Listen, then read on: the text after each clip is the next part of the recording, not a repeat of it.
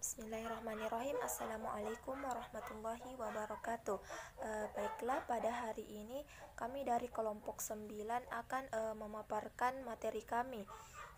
Baiklah, saya pemateri pertama akan membacakan materi kami. Sejarah berdirinya Abbasiyah. Sebagaimana diketahui bahwa kekuasaan dinasti Bani Abbasiyah atau Khalifah Abbasiyah melanjutkan kekuasaan Bani Umayyah. Dinamakan Khalifah Abbasiyah karena para pendiri dan penguasa dinasti ini adalah keturunan Abbasiyah, paman Nabi Muhammad SAW.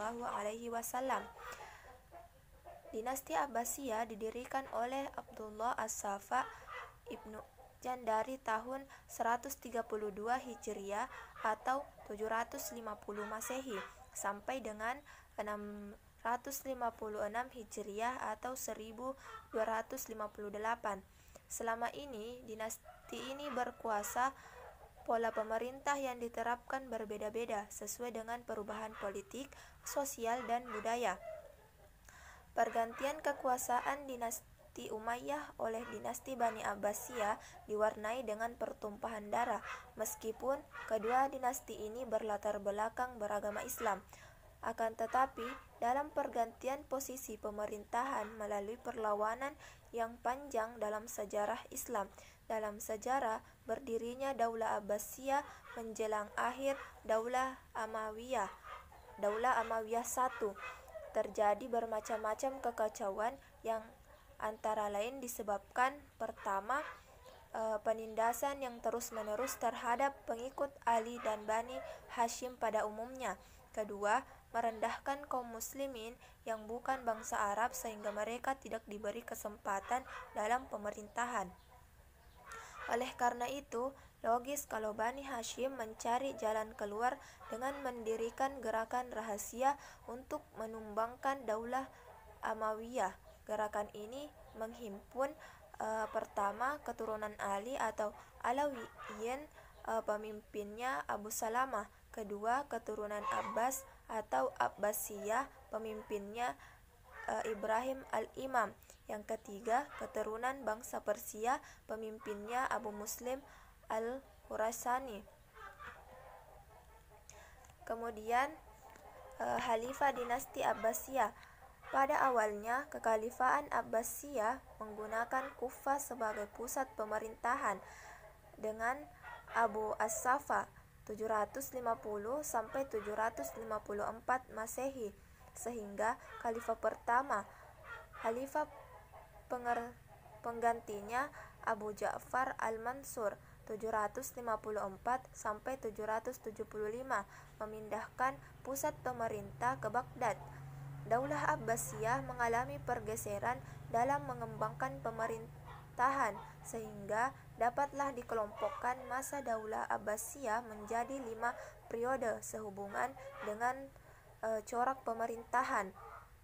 Sedangkan menurut asal-usul penguasaan selama 508 tahun, Daulah Abbasiyah mengalami 3 kali pergantian penguasa, yaitu Bani Abbas, Bani Buwaihi, dan Bani Saljuk. Baik, itulah materi yang sempat saya paparkan pada pagi hari ini. Selanjutnya saya persilahkan kepada Saudari Andini untuk melanjutkan materi kedua. Baiklah, saya pemateri dari kelompok 5 atas nama Andini Putri. Langsung saja.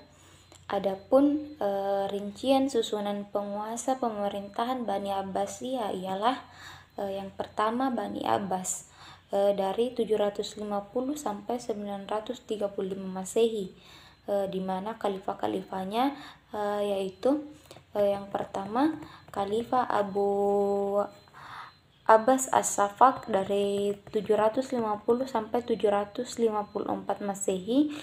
Yang kedua yaitu Khalifah Abu Ja'far Al-Mansur dari 754 Masehi sampai dengan 775 Masehi. Yang ketiga yaitu Khalifah Al-Mahdi dari 775 Masehi sampai dengan 780 Masehi. Yang keempat yaitu Khalifah Al-Hadi dari 775 sampai dengan 776 Masehi. Yang kelima yaitu Khalifah Harun Al-Rasyid 776 sampai dengan 809 Masehi. Yang keenam yaitu Khalifah Al-Amin dari 809 sampai dengan 813 Masehi. Yang ketujuh yaitu Khalifah Al-Makmum dari 813 Masehi sampai dengan 833 Masehi. Yang kedelapan Khalifah Al-Mu'tasim 833 Masehi sampai dengan 842 Masehi. Yang kesembilan yaitu Khalifah Al-Washid dari 842 Masehi sampai dengan 847 Masehi. Yang ke-10 yaitu Khalifah Al-Mutawakkil yaitu dari 847 Masehi sampai dengan 861 Masehi. Yang kedua yaitu Bani Buwaihi dari tahun 932 Masehi sampai dengan 1075 Masehi. Yang pertama khalifahnya yaitu Al-Qahir yang mulai dari 932 Masehi sampai dengan 934 Masehi. Yang kedua yaitu Khalifah Ar-Radi 934 Masehi sampai dengan 940 Masehi. Yang ketiga yaitu Khalifah Al-Mustaqi dari 943 Masehi sampai dengan 944 Masehi. Yang kemudian keempat yaitu Khalifah Al-Muqtaqfi dari tahun 944 Masehi sampai dengan 946 Masehi. Yang kelima yaitu Khalifah Al-Mufi dari 946 Masehi sampai dengan 974 Masehi. Yang ketiga yaitu Bani Seljuk. Yang pertama khalifahnya itu Al-Muqtadi dari tahun 1075 Masehi sampai dengan 1048 Masehi. Yang kedua Khalifah Al-Mustashir dari 1074 Masehi sampai dengan 1118 Masehi. Yang ketiga yaitu Khalifah Al-Mustasid dari 1118 Masehi sampai dengan 1135 Masehi. Adapun periodisasi dalam Daulah Abbasiyah adalah pada periode pertama yaitu dari tahun 750 Masehi sampai dengan 847 Masehi.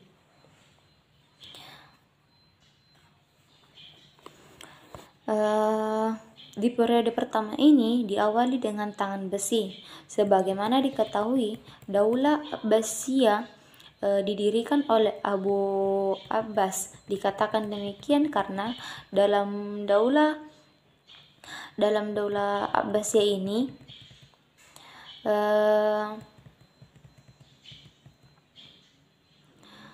dalam Daulah Abbasiyah berkuasa dua dinasti yang lain di samping dinasti Abbasiyah. Ternyata dia tidak lama berkuasa, hanya 4 tahun. Pengembangan dalam arti sesungguhnya dilakukan oleh penggantinya yaitu Abu Ja'far Al-Mansur dari tahun 754 Masehi sampai dengan 775 Masehi. Dia memerintah dengan kejam yang merupakan modal bagi tercapainya masa kejayaan Daulah Abbasiyah. Pada periode awal pemerintahan dinasti Abbasiyah masih menekankan pada kebijakan perluasan daerah. Kalau dasar-dasar pemerintahan Daulah Abbasiyah ini telah diletakkan dan dibangun oleh Abu Abbas As-Safak dan Abu Ja'far Al-Mansur, maka puncak keemasan dinasti ini berada pada 7 khalifah sesudahnya. Sejak masa Khalifah Al-Mahdi dari tahun 775 sampai dengan 785 Masehi hingga Khalifah Al-Washid 842 Masehi sampai dengan 847 Masehi. Zaman keemasan telah dimulai pada pemerintahan pengganti Khalifah Al-Ja'far dan mencapai puncaknya di masa pemerintahan Harun ar-Rasyid. Di masa-masa itu, para khalifah mengembangkan berbagai jenis kesenian, terutama kesusastraan pada khususnya dan kebudayaan pada umumnya. Lanjut periode kedua dari tahun periode kedua yaitu Khalifah Al-Muqtasim dari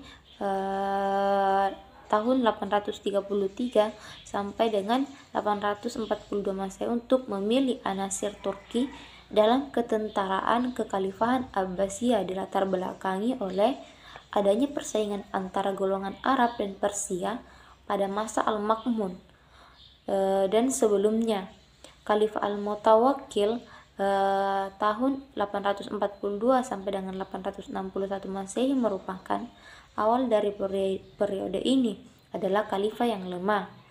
Pemberontakan masih bermunculan dalam periode ini, seperti pemberontakan Saj di dataran rendah Irak Selatan dan Karamitaha yang berpusat di Bahrain. Faktor-faktor penting yang menyebabkan kemunduran Bani Abbas pada periode adalah pertama, luasnya wilayah kekuasaan yang harus dikendalikan, sementara komunikasi lambat. Kemudian yang kedua yaitu profesionalisasi tentara menyebabkan ketergantungan kepada mereka menjadi sangat tinggi, sehingga inilah juga menjadi salah satu kemunduran pada periode ini. Kemudian ketiga, kesulitan keuangan karena beban pembiayaan tentara sangat besar. Setelah kekuatan militer merosot, khalifah tidak sanggup lagi memaksa pengiriman pajak ke Baghdad. Kemudian periode ketiga yaitu posisi Daulah Abbasiyah yang berada di bawah kekuasaan Bani Buwayhi merupakan ciri utama periode ketiga ini. Keberadaan ataupun keadaan khalifah lebih buruk ketimbang di masa sebelumnya, lebih-lebih karena Bani Buwayhi menganut aliran Syiah. Akibatnya, kedudukan khalifah tidak lebih sebagai pegawai yang diperintah dan diberi gaji. Sementara itu, Bani Buwayhi telah membagi kuasanya kepada 3 bersaudara. Ali menguasai wilayah bagian selatan Persia, Hasan menguasai wilayah bagian utara, dan Ahmad menguasai wilayah Al-Ahwas, Wasit, dan Baghdad. Baghdad dalam periode ini tidak sebagai pusat pemerintahan Islam karena telah pindah ke Shiraz, di mana berkuasa Ali bin Buwayhi. Kemudian periode keempat ditandai oleh kekuasaan Bani Seljuk dalam Daulah Abbasiyah. Kehadirannya atas undangan khalifah untuk melumpuhkan kekuatan Bani Buwayhi di Baghdad. Keadaan khalifah memang sudah membaik, paling tidak karena kewibawaannya dalam bidang agama sudah kembali setelah beberapa lama dikuasai orang-orang Syiah. Pada periode kelima telah terjadi perubahan besar-besaran dalam periode ini. Pada periode ini, Khalifah Abbasiyah tidak lagi berada di bawah kekuasaan suatu dinasti tertentu. Mereka merdeka dan berkuasa, tetapi hanya Baghdad dan sekitarnya. Sempitnya wilayah kekuasaan Khalifah menunjukkan kelemahan politiknya. Pada masa inilah tentara Mongol dan Tartar menghancurkan Baghdad tanpa perlawanan pada tahun 656 Hijriah sampai dengan 1256 Masehi. Kemudian masa kejayaan dinasti Abbasiyah. Dalam setiap pemerintahan pada khususnya tentu memiliki perkembangan dan kemajuan. sebagaimana halnya dalam pemerintahan yang dipegang oleh dinasti Abbasiyah. Sebagaimana halnya, dinasti ini mempunyai kemajuan bagi kelangsungan agama Islam, sehingga masa dinasti Abbasiyah ini dikenal dengan The Golden Age of Islam. Khilafah di Baghdad yang didirikan oleh Saffah dan Mansur mencapai masa keemasannya dimulai dari Mansur sampai Wathik, dan yang paling jaya adalah periode Harun dan putranya Ma'mun. Istana Khalifah Harun yang identik dengan megah dan penuh dengan kehadiran para pujangga, ilmuwan, dan tokoh-tokoh penting dunia. Dengan Harun tercatat buku legendaris cerita 1001 malam. Baik segi politik, ekonomi, dan budaya, periodenya tercatat sebagai The Golden Age of Islam. Adapun kemajuan-kemajuan yang telah dicapai oleh dinasti Bani Abbasiyah ialah dalam bidang administrasi. Sebelum Abbasiyah, dalam pemerintahan pos-pos terpenting diisi oleh Bani Umayyah, notabene bangsa Arab. Namun pada masa Abbasiyah orang-orang Arab mendapat fasilitas dan menduduki jabatan strategis. Khalifah sebagai kepala pemerintah, penguasa tertinggi sekaligus menguasai jabatan keagamaan, pemimpin sakral. Disebut juga bahwa para khalifah tidak peduli dan mentaati suatu aturan atau cara yang tetap untuk mengangkat putra mahkota, yaitu sejak masa Al-Amin. Pada masa ini jabatan penting diisi oleh seorang wasir yang menjalankan tugasnya sesuai dengan aturan yang digariskan oleh hukum Islam untuk mengangkat dan menurunkan para pegawai. Wasir adalah pelaksana non-militer yang diserahkan sang khalifah tinggi atau tafwin, dan wasir atau tanfis yang kekuasaannya terbatas.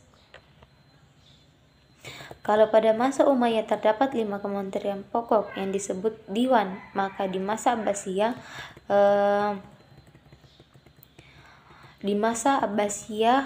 kelima tersebut ditambah jumlahnya. Kelima kementerian tersebut ialah Diwan al-Jurd, Diwan al-Qaraj, Diwan al-Rashad, Diwan al-Khatam, Diwan al-Barid. Kelima diwan ini adalah era Abbasiyah. Ada penambahan diwan diantaranya, yaitu Diwan al-Ashim, Diwan al-Nasri fi al-Masil,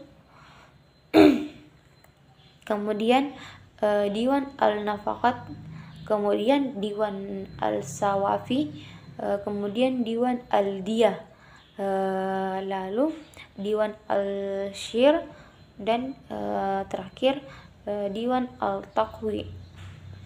Diwan-diwan yang dibentuk pada periode Abbasiyah, Diwan al-Syurta atau Police Department. Kepala kepolisian disebut Sahib al-Sutra, yang berbeda dengan Samad Umayyah. Mereka terbagi tugas sesuai dengan kondisi wilayahnya. Tugas mereka paling utama adalah menjamin dan memelihara keamanan harta dan nyawa masyarakat. Sementara itu polisi biasa ada di bawah kendali muhtasib.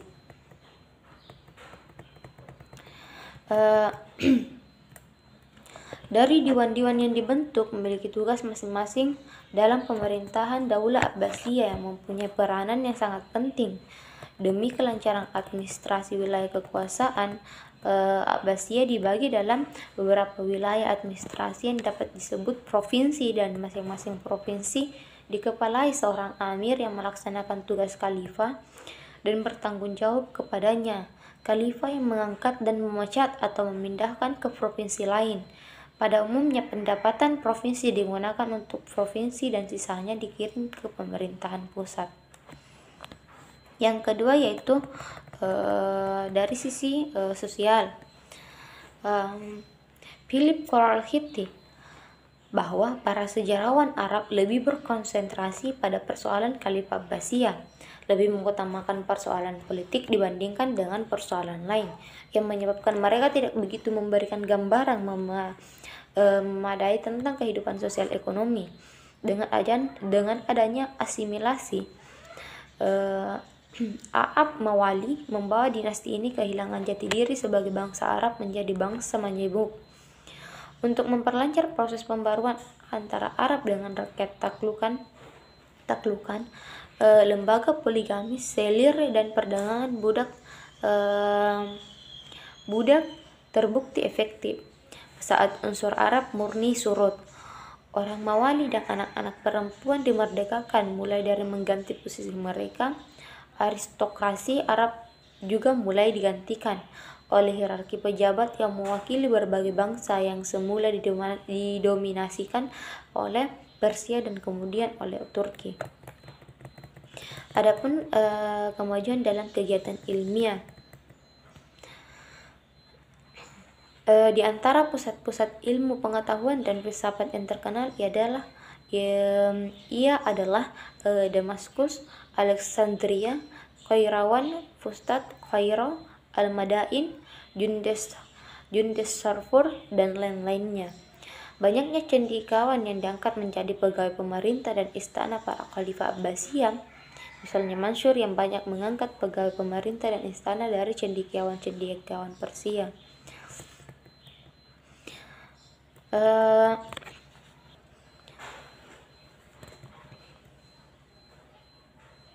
Pada periode Abbasiyah adalah era baru dan identik dengan kemajuan ilmu pengetahuan. Dari segi pendidikan, ilmu pengetahuan termasuk sains. Kemajuan peradaban dan kultur pada zaman ini bukan hanya identik sebagai masa keemasan Islam, akan tetapi era ini mengukur dengan gemilang dalam kemajuan peradaban dunia. Semasa dinasti Umayyah, kegiatan dan aktivitas nalar ilmu yang ditanam itu berkembang pesat, yang mencapai puncaknya pada era Abbasiyah. Sebelum dinasti Abbasiyah, pusat kegiatan dunia Islam bermuara pada masjid. Masjid dijadikan center of education. Pada masa dinasti Abbasiyah inilah mulai adanya pengembangan keilmuan dan teknologi diarahkan ke dalam mahda.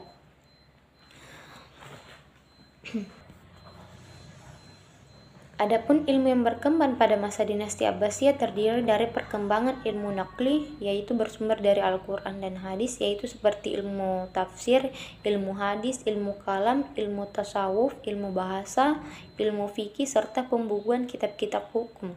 Sedangkan perkembangan ilmu akli diantaranya ilmu kedokteran, ilmu filsafat, dan lain-lainnya. Yang keempat, peran pemerintah. Pada masa kejayaan Islam, banyak khalifah mencintai dan mendukung penuh atas aktivitas mereka. Paling menonjol dan besar melalui penerjemahan, yang merupakan kegiatan paling besar melalui penerjemahan dan mentransfer ilmu pengetahuan. Mereka menerjemahkan dari buku-buku asing. Misalnya Khalid ibn Yazid, seorang penguasa, pecinta ilmu yang memerintahkan kepada para cendekiawan Mesir atau yang tinggal di Mesir agar mereka menerjemahkan buku-buku tentang kedokteran binatang, kimia yang berbahasa Yunani ke dalam bahasa Arab. Demikian juga Khalifah Umar II menyuruh menerjemahkan buku-buku kedokteran ke dalam bahasa Arab. Pada tahun 832 Masehi, Ma'mun mendirikan Bait al-Hikmah di Baghdad sebagai akademi pertama, lengkap dengan teropong bintang, perpustakaan, dan lembaga penerjemahan. Kepala akademi ini yang pertama adalah Yahya ibn Musawi, murid Gibril ibn Baktishu.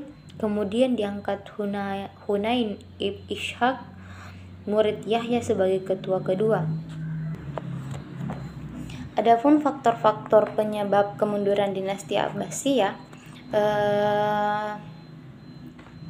Sejak abad ke-7, bangsa Arab dengan cepat sekali menguasai satu persatu wilayah kemajuan dunia saat itu, sampai mereka pernah menjadi penguasa yang sangat kuat di mana peta kekuatan Islam melebar sampai Asia, Afrika, dan Eropa Barat Daya. Setelah mengalami masa kejayaan, dinasti Abbasiyah akhirnya mengalami kemunduran dan kehancuran. Berakhirnya kekuasaan dinasti Seljuk atas Baghdad dan Khilafah Abbasiyah merupakan awal dari periode kelima. Pada periode ini, Khalifah Abbasiyah tidak lagi berada di bawah kekuasaan suatu dinasti tertentu, walaupun banyak sekali dinasti Islam berdiri. Adapun faktor penyebab kehancuran Abbasiyah diantaranya yaitu dari faktor internal. Semasa Abbasiyah, wilayah kekuasaannya meliputi barat sampai Samudra Atlantik,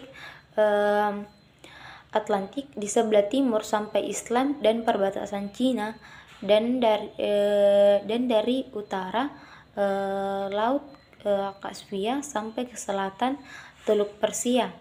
Wilayah kekuasaan Abbasiyah yang hampir sama luasnya dengan wilayah kekuasaan dinasti Mongol tidak mudah dikendalikan oleh para khalifah yang lemah. Di samping itu, sistem komunikasi masih sangat lemah dan tidak maju saat itu, menyebabkan tidak cepat dapat informasi akurat apabila suatu daerah ada masalah, konflik, atau terjadi pemberontakan. Oleh karena itu, terjadi banyak wilayah lepas dan berdiri sendiri. Sebenarnya, pasca Khalifah Ma'mun, dinasti ini mulai mengalami kemunduran. Sementara itu, jauhnya wilayah yang terletak di ketiga benua tersebut, dan kemudian didorong oleh para khalifah yang makin lemah dan malas, yang dipengaruhi oleh kelompok-kelompok yang tidak terkendali bagi khalifah. Karena tidak adanya suatu sistem dan aturan yang baku menyebabkan sering gonta-gantinya putra mahkota di kalangan istana dan terbelahnya suara istana yang tidak menjadi keatuan bulat terhadap pengangkatan para pengganti khalifah, seperti perang saudara antara Amin Ma'mun adalah bukti nyata. Di samping itu, tidak adanya kerukunan antara tentara istana dan elit politik lain yang juga memacu kemunduran dan kehancuran dinasti ini. Selain agama, juga faktor ekonomi cukup dominan atas lemahnya sendi-sendi kekhalifahan Abbasiyah. Beban pajak yang berlebihan dan pengaturan wilayah-wilayah provinsi demi keuntungan kelas penguasa telah menghancurkan bidang pertanian dan industri. Saat para wali amir dan lain-lain termasuk kalangan istana makin kaya, rakyat justru makin lemah dan miskin.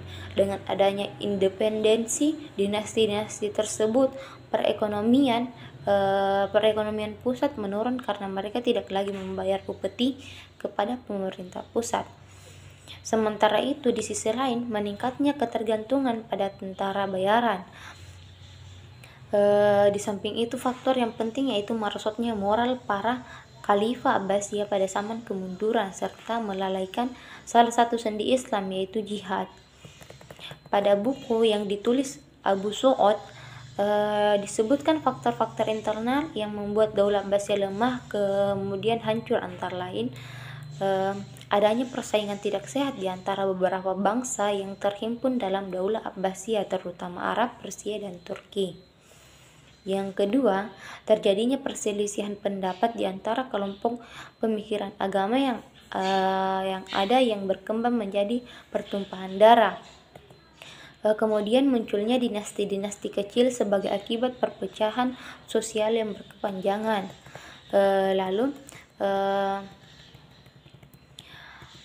Akhirnya terjadi kemerosotan tingkat perekonomian sebagai akibat dari bentrokan politik. Dari faktor eksternal, yang kedua yaitu faktor eksternalnya, di samping faktor-faktor internal ada juga eksternal yang membawa nasib dinasti itu terjun ke jurang kehancuran total, yaitu serangan bangsa Mongol yang dilatar belakangi penghancuran dan penghapusan Islam di Baghdad menjadi salah satu faktor utama adalah gangguan kelompok Assassin yang didirikan oleh Hasan ibn Sabbah pada tahun 1256 Masehi di pegunungan Alamut, Irak. Sekte anak cabang Syiah Ismailiyah ini sangat mengganggu di wilayah Persia dan sekitarnya, baik di wilayah Islam maupun di wilayah Mongol tersebut. Setelah beberapa kali penyerangan terhadap Assassin, akhirnya Hulagu, cucu Chenghis Khan, dapat berhasil melumpuhkan pusat kekuatan mereka di Alamut, kemudian menuju Baghdad.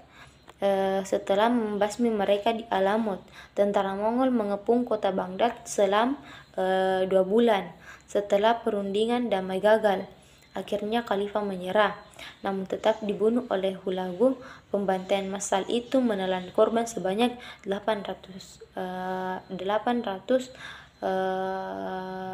orang. 800.000 orang. Ketika bangsa Mongol dapat menaklukkan Baghdad tahun 656 sampai dengan 1258, ada seorang pangeran keturunan Abbasiyah yang lolos dari pembunuhan dan meneruskan khilafah dengan gelar khalifah yang berkuasa di bidang keagamaan saja di bawah kekuasaan kaum Mamluk di Qairah, Mesir.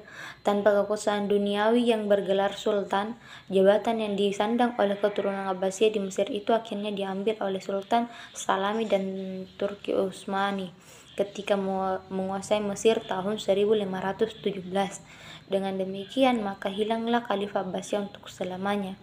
Sedangkan faktor eksternal yang terjadi yaitu berlangsungnya perang salib yang berkepanjangan. Kemudian yang kedua, pasukan Mongol dan Tarta yang dipimpin oleh Hulagu Khan yang berhasil menjarah semua pusat-pusat kekuasaan maupun pusat ilmu, yaitu perpustakaan di Baghdad. Itulah pemaparan materi dari saya. Terima kasih.